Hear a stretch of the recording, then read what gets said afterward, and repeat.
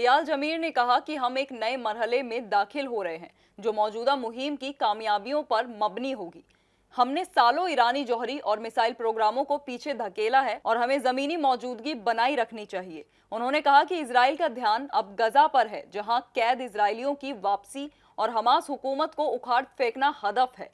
Iran और Israel के बीच 12 दिनों तक चली जंग के बाद मंगल को जंगबंदी समझौता लागू हुआ। इस दौरान अमेरिका ने ईरानी जौहरी ठिकानों को निशाना बनाया, जबकि ईरान ने कतर में एक अमेरिकी बेस पर महदूद जवाबी कार्रवाई की। जंगबंदी समझौते का ऐलान करने में सबसे आगे रहे अमेरिकी सदर डोनाल्ड ट्रंप ने इसराइल को खबरदार किया कि वो ईरान पर बमबारी ना करे, क्योंकि ये जंगबंदी की संगीन खिलाफ वर्जी होगी। ट्रंप ने दोनों मुल्कों पर जंगबंदी की खिलाफ वर्जी करने का इल्जाम लगाते हुए कहा कि ईरान और इसराइल को नहीं पता कि वो क्या कर रहे हैं। हालांकि उन्होंने जोर देकर कहा कि जंगबंदी अभी भी मुआसिर है।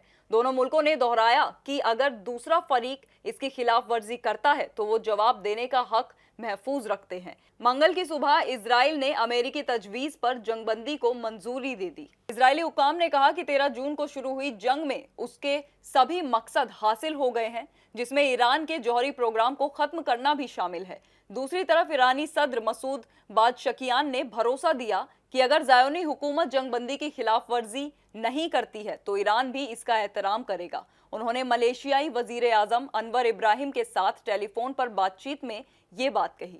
12 दिनों तक चली इस जंग में इसराइल ने ईरानी फौजी, जौहरी और मिसाइल ठिकानों को निशाना बनाया और कई सीनियर फौजी कमांडरों और जौहरी साइंटिस्ट को मार डाला। ईरान ने इसराइल पर कई मिसाइल और ड्रोन हमले करके जवाब दिया, जबकि तेहरान ने लगातार अपनी पोजीशन दोहराई है कि वो जौहरी हथियार बनाने की कोशिश नहीं कर रहा है, बल्कि उसे पुरअमन जौहरी प्रोग्राम का हक है।